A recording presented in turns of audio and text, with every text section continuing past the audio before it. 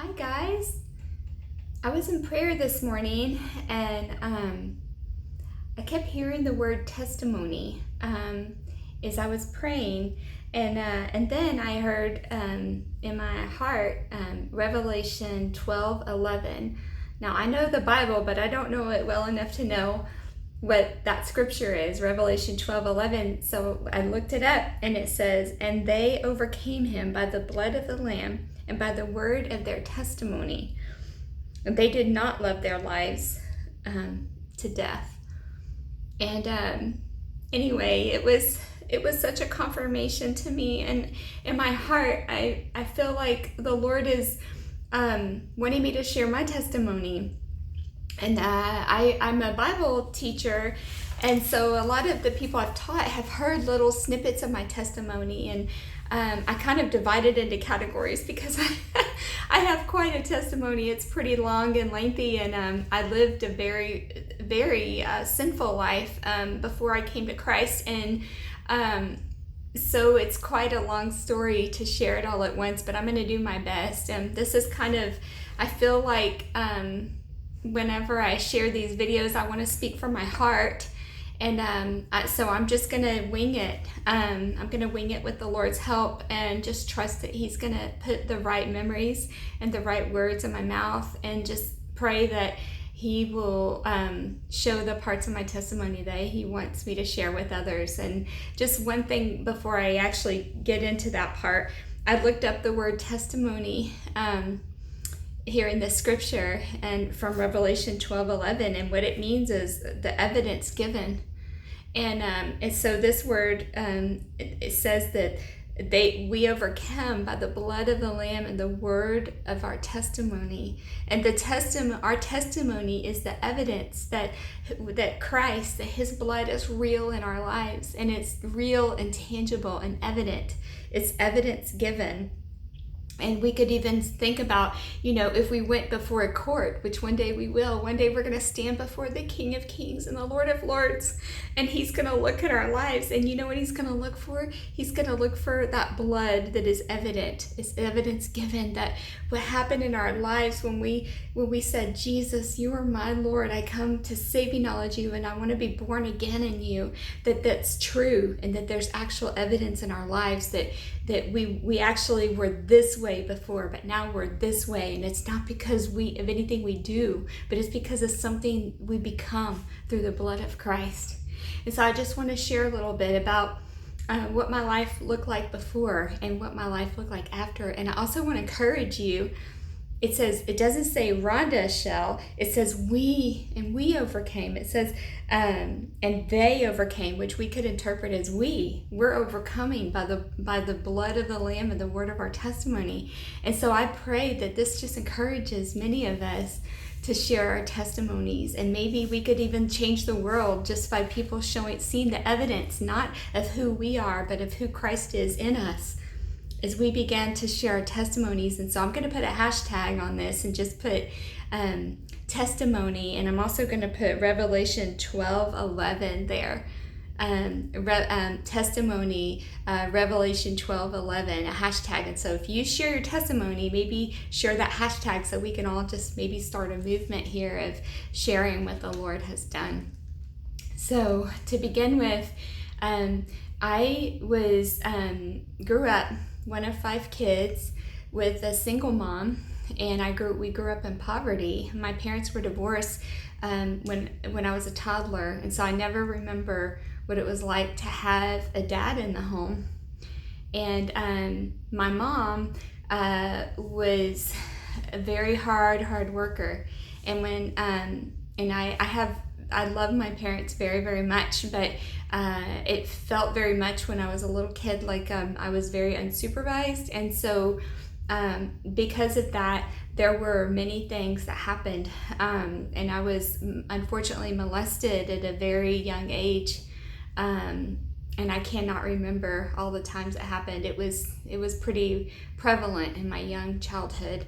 And so because of that, I had a lot of really, really big fears that came in at a very early age. I can't remember my childhood without remembering just being afraid, feeling a sense of insecurity. We moved around a lot because we got evicted a lot, and because we were in poverty, we just kind of never really, we never really had a home or a stable place. Even though my mom, she was kind of our stable place. She was always working, trying to take care of us. But with 5 kids, she was just, trying to keep the basics, the rent paid and food on the table and that kind of thing. And so she's an amazing lady. And so I don't put any blame on her or on my dad. But I do remember, I'm just sharing the experience of what I felt when I was a kid. And so, anyway, I just wanted to share that that's part of my childhood. There was a lot of neglect because of the situation we were growing up in, and there was that neglect opened the door to sexual abuse at a young age. And so, with that, I also just want to say that even though that did happen, I still, when I was a young child, I remember feeling Jesus. And it sounds crazy to say that, but we went to church only a handful of times. But when I went, I just remember this sweetness of knowing like this is where I belong. And when they would talk about Jesus, just feeling like the reality of him. And I knew that he loved me. And even when I would go home, I never forgot those things in Sunday school. And I just pray that encourages those of you who serve in Sunday school or reach out to the kids around you. We were kids that probably you wouldn't want your kids playing with because we were kind of the wild kids because we weren't supervised and were exposed to lots of things. But, there were certain neighbors and certain friends, maybe my children's friends' moms, and I would go home with them, and that were so kind to me and loving to me, and I still remember them. So when you're a child and you're growing up like that, the little things people do, they mean so much. And so maybe seek out those people around you that are little kids you can pour into, and it just the Lord uses that so much their whole rest of their lives. Anyway, so fast forward to about middle school, and I, because we were unsupervised, there were lots of things that happened in our home, and because I have that background of being abused, I just remember always thinking in my mind and my heart, wow, whenever I meet the right guy someday, then my life is going to change, because this hole I feel in my heart is going to be filled by a person. And I didn't realize then that was Jesus who wanted to fill that part of my life. But I started seeking my identity through relationships with men at a young age. And our young men at that time, they weren't even men. And so I became very promiscuous. And that was all through high school. And, I was never really a super popular person. I was just someone kind of quiet on the sidelines, but had all this storm brewing within my heart. And anyway, but also just to talk a little bit about what happened to my family during that time.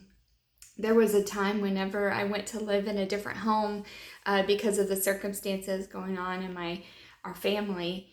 And so there was a sweet family that took me in, and it just really blessed me, and that changed my life and the trajectory of my life forever, because when I thought about my future, I never thought about really becoming much. I never had any vision because I just grew up in such tumultuous things. I didn't think anything good would happen to my life. I just thought I would coast and never really had much vision for my life. But this family just began pouring into me, and I know now that they were sent there by the Lord to help become anchors in my life, and to help me his will and his plans be fulfilled in my life. And they told me that I was more, and I was smart, and all the things that they told me I began to believe it was because they saw it in me and things I couldn't see within myself. And they're still a part of my life today, and they've blessed me in so many ways. And anyway, I lived with them for a while, and they kind of became some parents that kind of took me in. And there were a few families that did this for me, and it just touched my life in so many ways. And there were it felt kind of like the Lord, when I would feel like an orphan, he would just put these people in my life that would just pour into me in ways that I needed it right at that moment.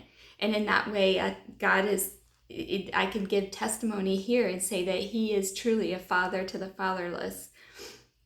He was for me, even when I wasn't following him, even when I didn't know him or quite understand what was happening. He was being so faithful in that.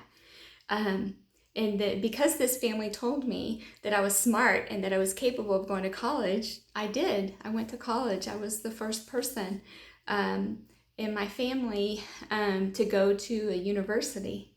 And so, and I went to college, and just remember feeling like I'm going to reinvent myself here. And I know that, I can do anything. And what I wanted to do was to get away from my whole past and become someone completely new. And so that was kind of my idea. And I was really excited to go off to college and do that. And but when I went off to college, I just began just this pretending. And I think when I was younger, I would kind of hide. But when I went to college, it was like I was hiding still, but behind this mask of looking like being trying to be so different from what I came from. And I just began to wear this mask of who I projected myself to be. And I really got good at wearing that mask. And so when I went off to college, that's kind of what I did. And my junior year in college, this is where things start getting really messy. I met this guy, and I can't remember exactly how. I think I met him at a bar. And anyway, but we ended up in a relationship, and that went really fast. And I ended up getting pregnant. And we were living together at the time. And I believe I was probably maybe 2 months pregnant when I found out that he had gotten into my bank account and stolen all my money, and had even stolen my identity. And I didn't even know back then, this was in the early 90s, I didn't even know that was possible. But I was pretty naive.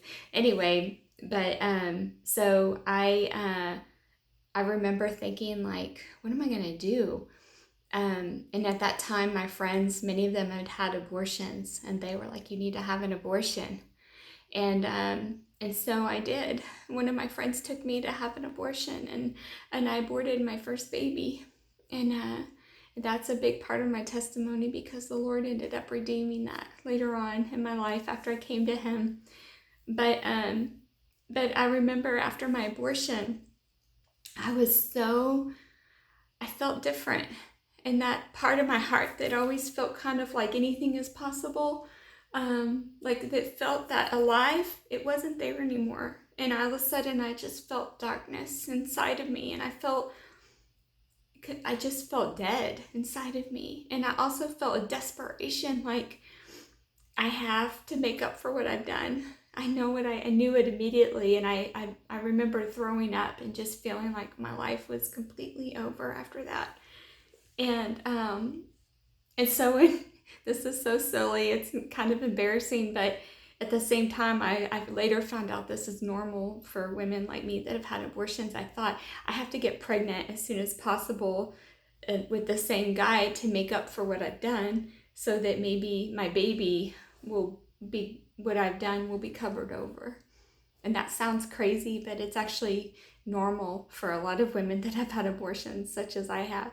And so I did. I got back with him, even though it was a very bad situation, and I got pregnant. And I got pregnant with my son, who's now 26. His name is Joshua, and he's a precious gift from God. Um, so I got pregnant with him, and I ended up having him by myself. And anyway, but I ended up graduating from college with Joshua as a single mom. And in the midst of that time, I also had gotten pregnant again, and I had another abortion. But to be honest, it was, it's so weird. I think in my own mind, I had thought, I'm going to just, I had put it down so far that I didn't even remember I had this abortion. The Lord later brought it up in my heart when I was going through redemption to remind me that I had had another abortion. And then I have vague memories. I can't really remember that one. And I think it's because I had shoved it down so deep. And so I've actually had 3 abortions. And so then the Lord has healed me and redeemed me from each of those. But when I went off to college, I graduated with my son, and I was so determined to go forward with my life. And I became a teacher, and everything on the outside, it looked like I had it together. I had a career, I had a degree, but inside I was a complete mess. And that little girl inside of me that always thought that I needed to have some man to validate me was still there. And I kept looking for when that was going to show up in my life. And I kept looking for this man that was going to show up and change my life. And but at the same time, if there was anyone nice or anyone that was really capable of being a good man in my life, I was terrified of them, because in my heart I felt so unclean and so dirty that the only men I really felt comfortable with were men that treated me like I was unclean and dirty. And so that because of that, the only real relationships I ever entered into were very unhealthy ones where I was abused, where I was neglected, and where I was treated like I was unwanted. And because in my heart I really believed I was unwanted. I believed I was still that little girl that was rejected and that was neglected, and that whose dad didn't choose me, that I was unchosen, and I was kind of saw myself as unchoosable, even though I was chosen by God from the very beginning. But I didn't know or understand that at that point. And so fast forward a couple years into my career, I became reacquainted with a man from my childhood that I had been friends with, and it was a very unhealthy relationship that he and I entered into a relationship, and he ended up going to prison. And I married him while I was in prison, and that's so embarrassing to admit, but this is from my testimony, and I'm showing you the evidence of who I was before and who I am now. And so anyway, I was married to him for 4 years, and it was during that time I was married to him that I became pregnant again. Not with him, because I had an affair with someone. If you can have an affair while you're married to someone in prison, and became pregnant, and then I had another abortion to cover up from what I had done. And so that's kind of, I was such a mess. But anyway, during that time, I truly did want this marriage to work, but I had no idea how to be married. And I think, looking back in retrospect, I think what I was doing was trying to be married to someone that were without really being married, because sometimes women like me that have so much brokenness in our past and such a bad self-image, we don't know how to really belong to someone. So when we do belong to someone, we belong to someone that's kind of unavailable, so that we can kind of have relationship without really entering into a relationship. And that's kind of what I did. And so I was married to a man in prison, and I really wanted it to work, and I wanted it to work so bad that it cost me financially, it cost me emotionally, it literally cost me everything. Even my retirement savings that I had been saving, I ended up spending to try and get him out of prison, to pay for lawyers' fees and all those things. And it looks really stupid, but just to understand, like, our choices that we make always come back into this place of brokenness within us. And that's what I was doing. I was responding covering up all this brokenness in me, trying to cover it up through my own ways of understanding how to deal with it instead of what God says and who God is in my life. And so, anyway, so whenever he got out of prison, I got pregnant immediately with my second child that's living, because as we talked about, I already had aborted 3 of my babies at this point. And so anyway, I became pregnant with her, and we were living in California, and I was teaching school. And once again, on the outside, I looked very professional, like I had it all together, but on the inside, I was a complete mess because this was not working out. It became a very abusive relationship, and he was unfaithful. And I mean, he had been in prison and he didn't know how to have a relationship any more than I did, but he just lived it out in different ways. And anyway, so it all culminated when he was abusing me, and he was abusing my son. And I was hiding with my son behind our bathroom door, and I was, having my little belly, pregnant belly, looking at my son, and I looked at my son's eyes, and his eyes were so wide and terrified. And I just had a moment of clarity where I realized, Rhonda, you're the one, you're the reason he's so terrified. And it's not because of what's going on, it's because your choices led up to this moment. And I realized in that moment I was living the same thing I grew up in, just living terrified. And I was doing the same thing to my kids that was done to me. And he was feeling unsafe, just like I grew up feeling unsafe. And I just had this moment of clarity where I didn't know what I was doing. And I just said, God, I don't know who you are, but whoever you are, I need you. I need you to come in and show me how to live and show me how to be different than who I am, because I don't want to live like this anymore, but I don't know how not to. And I called my boss, which was the one person I didn't want to know any of this that was going on in my life. But I called her, and she and her brother came and got me that day, and we left that apartment. And from that day on, I lived a brand new life. It was so the kindness of the Lord that she took me to her sister's house, where my now ex-husband, at the time husband, didn't know where I would be, and we were safe until my mom could come and get me. And I started a whole new life after that, and a life of not knowing where I was going because I didn't trust myself anymore. I had broken my own heart by the choices I had made. But I knew that Jesus had come for me. I knew exactly, as the minute I prayed that prayer, I knew that God was the Lord, that the Lord was Jesus, and that he was the one. When I said, I don't know what to do, I don't know, it was Jesus inside of my heart that came. And he didn't say, this is what you're gonna do, A, B, C, and D. I just felt him. I felt peace in me, and I felt like that he was giving me his hand to hold, and I was gonna walk with him, and he was gonna show me step by step what to do and how to go forward. And that's what he's done, and that's the way we're still walking. And sometimes I fall down or I get afraid and I hide behind a rock, but he'll always come and get me, and we'll just keep going forward through his word and through trusting him. It's all by faith. That's what this whole journey has been with. I've been walking with him now.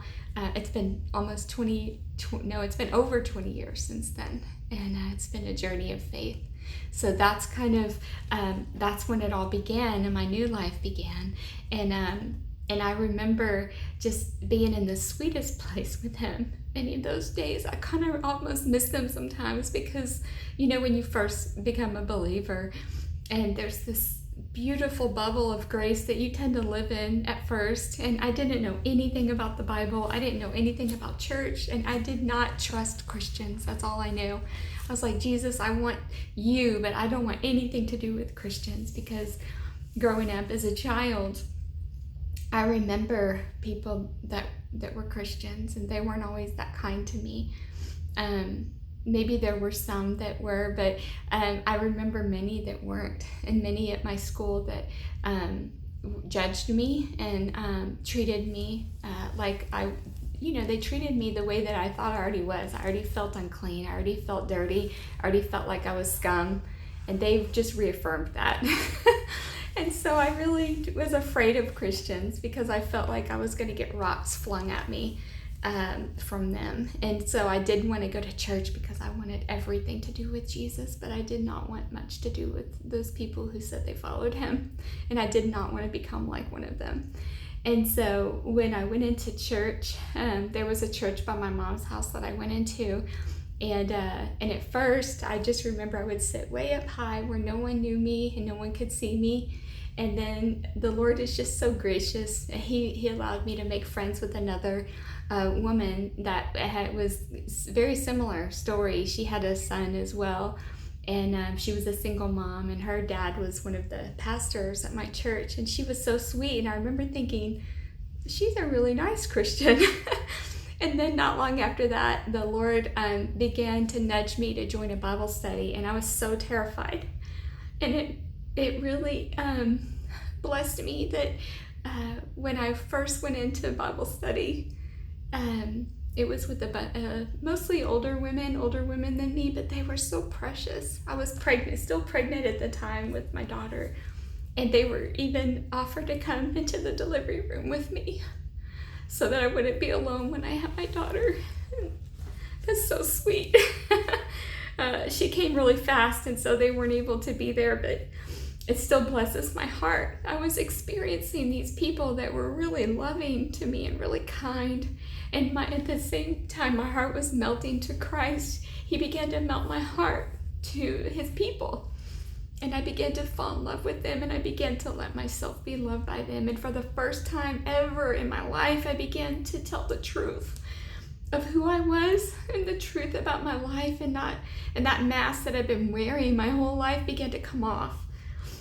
And I realized that there was this freedom coming away from me as I began to share the truth about myself and the truth about my life.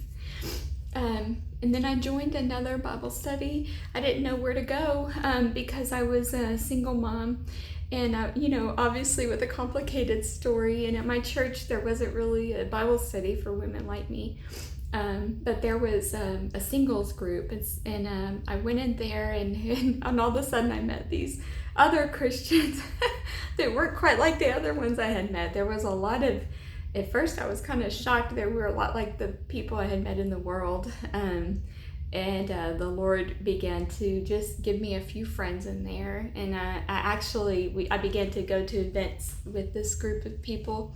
And to grow and to learn and discern, like, okay, maybe they might be acting like that, but I'm walking with Jesus. And so I was going to stay in this walk with the Lord, even while I was with a little bit of more challenging people, maybe not as mature believers as I had been with in my other Bible studies.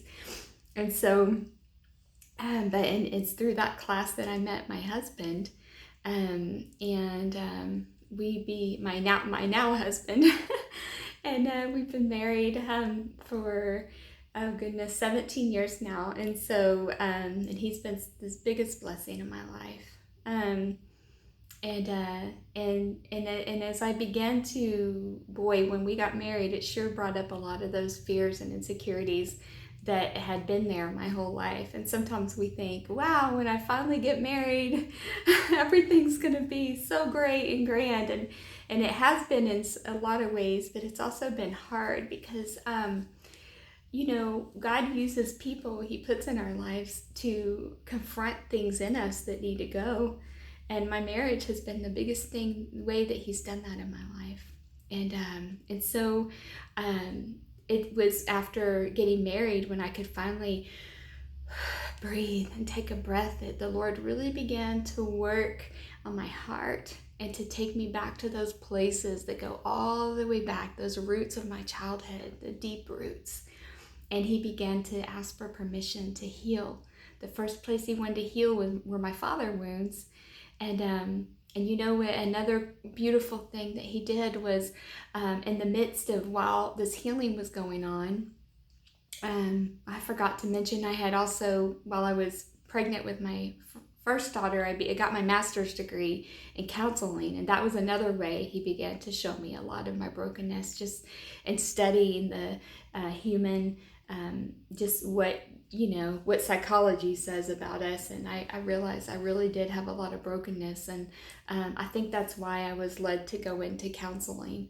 And so, but the Lord really began to confront my heart, and it's really His Word that healed me. I began to develop this voracious appetite for His Word, and it's still there. I love His Word. I'm in His Word all the time, and I just have this true love for the Word of God. It's truly been the lamp unto my feet and the light to my path.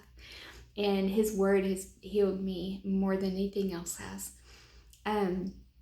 When He began to heal me first through my father wounds, and began to reveal Himself to me as my Father, and began to show me the truth of what it was like to have a father. And He just reminded me in so many ways, Rhonda, I've always been your father.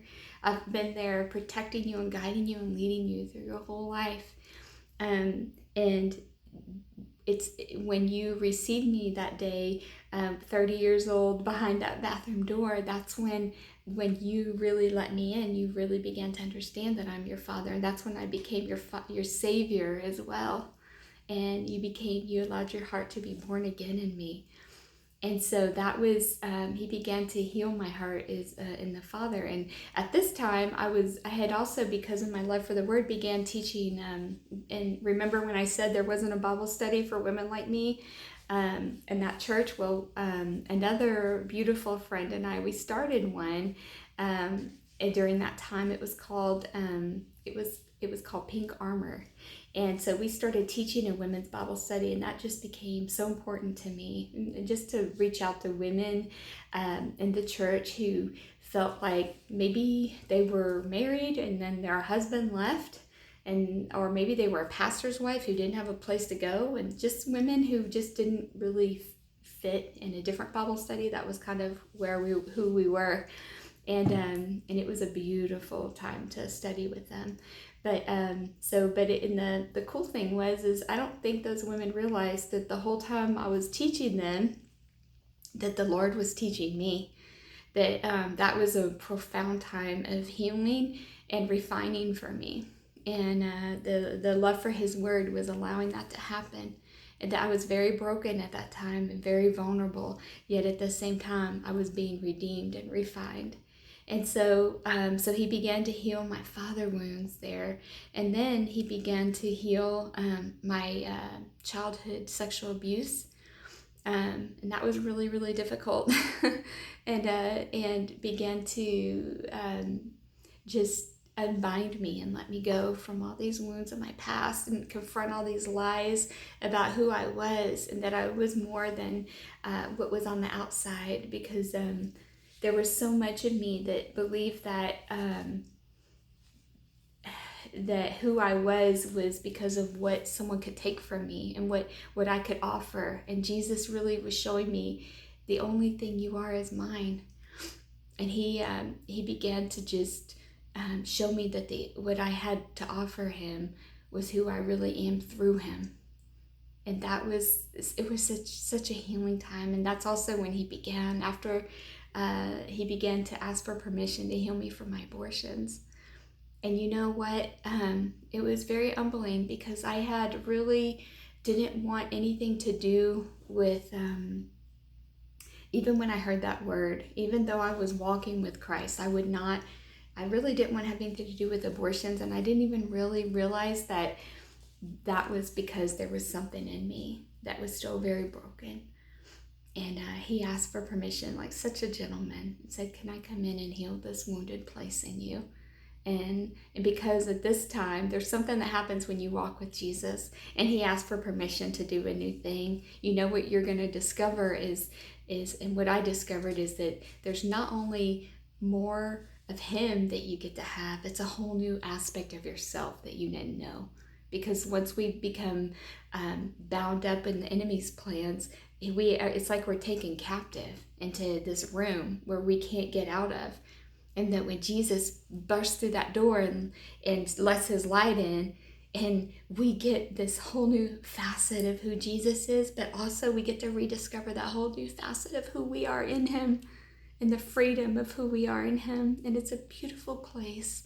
And so because of that, I allow my heart to be free to open up and be healed and redeemed from my abortions. And I'm not going to go into that whole story because I have another video that talks about that. I've shared about that a lot, and I've even became a pregnancy center director, and the Lord has just done amazing things through all of that testimony. And there's, if you're interested, there's a video somewhere on my channel that talks about that, of my redeeming from abortion. And so another thing area I want to hit on in this testimony, which is most recently, is my health, because gosh, I can't remember exactly how old I was, but I began to have health issues. Even during all this time, I was having weird kind of random symptoms, but when I was around the age of 40, I began to experience more severe symptoms, and I actually experienced a stroke.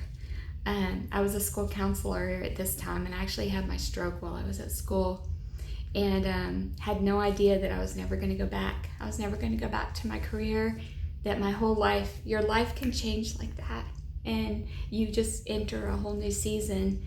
And maybe it's a season you don't want to be in, but it's a season where the Lord will never leave you or forsake you. And that's exactly what happened to me. And at first I remember thinking, my life is going to go back to normal.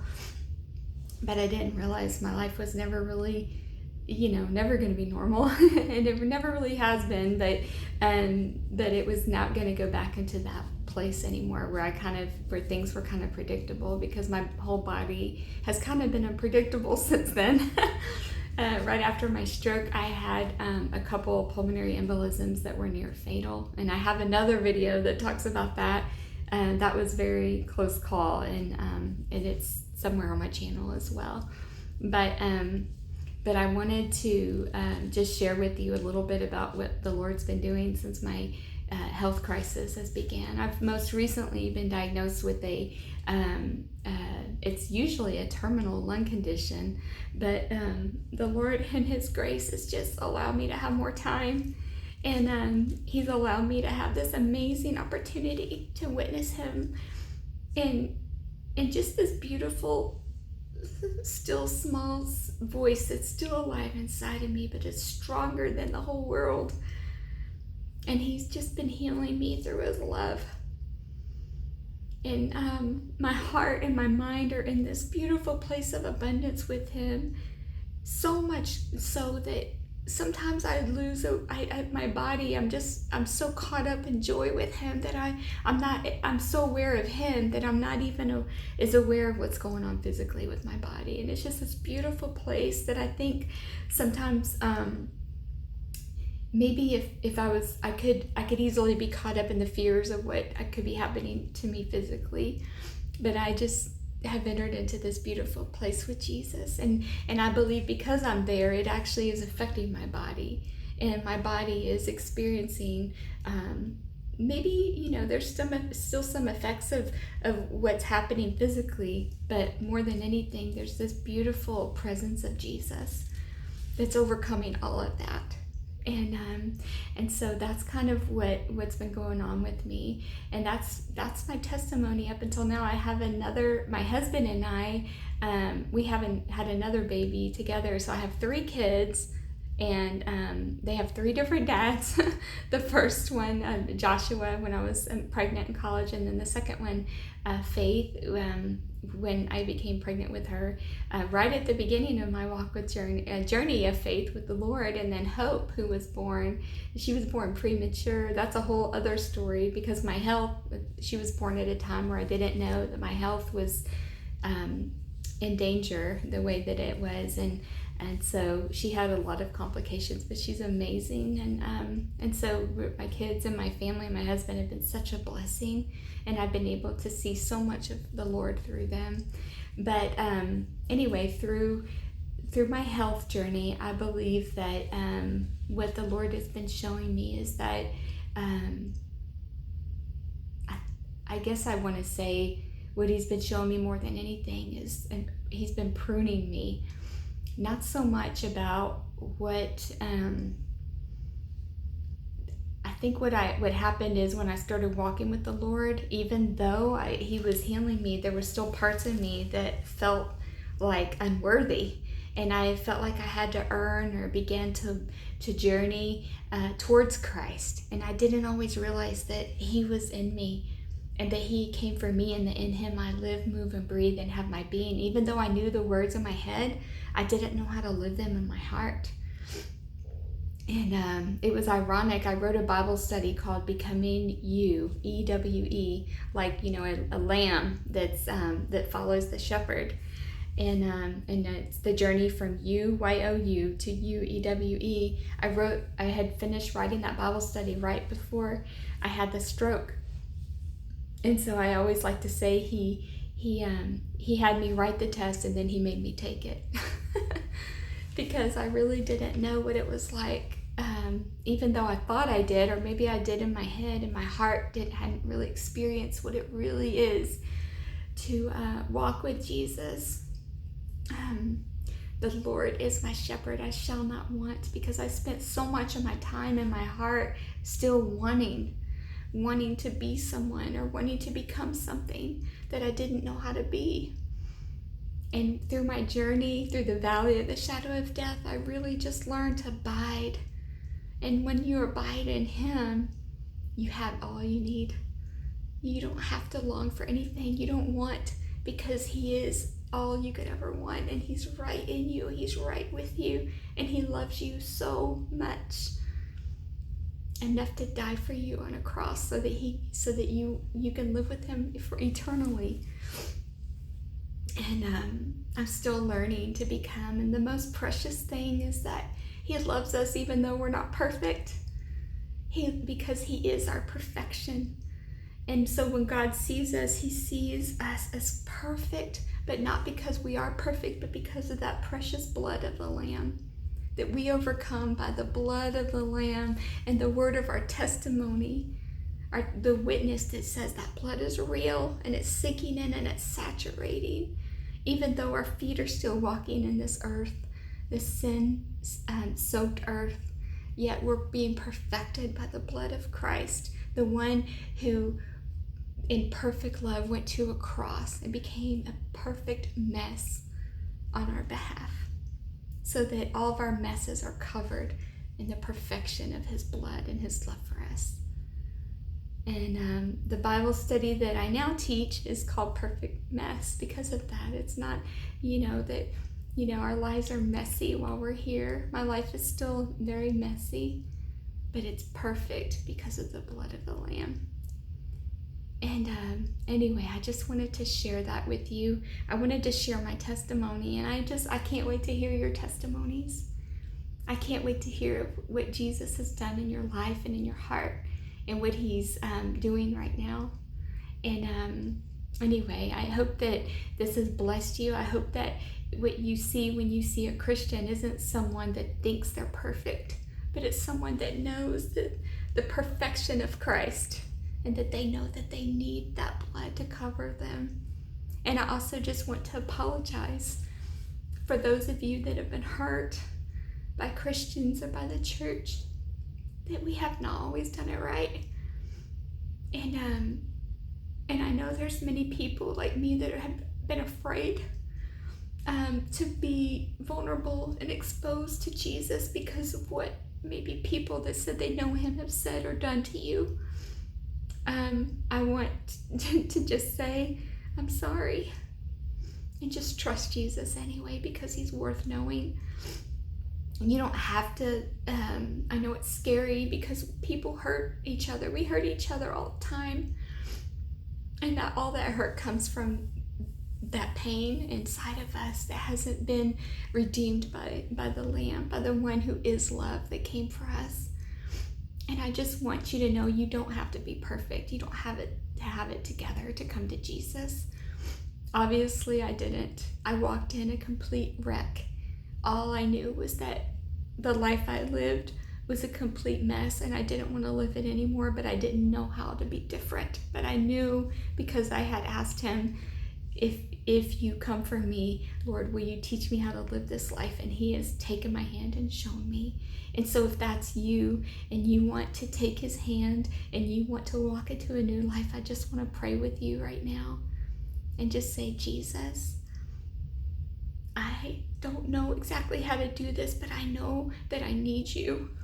And I pray, just like you did for Rhonda, that you will come and grab my hand and lead me through this life. Lead me to how to walk with you. I recognize that I've made a mess of myself, but I recognize that you became a perfect mess at the cross for me, and that you love me, and that you want me, and you chose me. And I want to become your child. I want to become one of your chosen ones, and I want to walk with you and give you my life and walk with you all the days of my life. Thank you for coming for me. Thank you that now I can have a testimony to share before you and to share in this world until I see you face to face. It's in your name, Jesus, I pray. Amen. Thank you for letting me share your testimony, and I pray that you will share your testimony as well. God bless you. And until we all meet together in heaven, I just want to continue us to share our stories and for us to be able to rejoice in our Savior and in our Christ. I'll see you soon. Bye.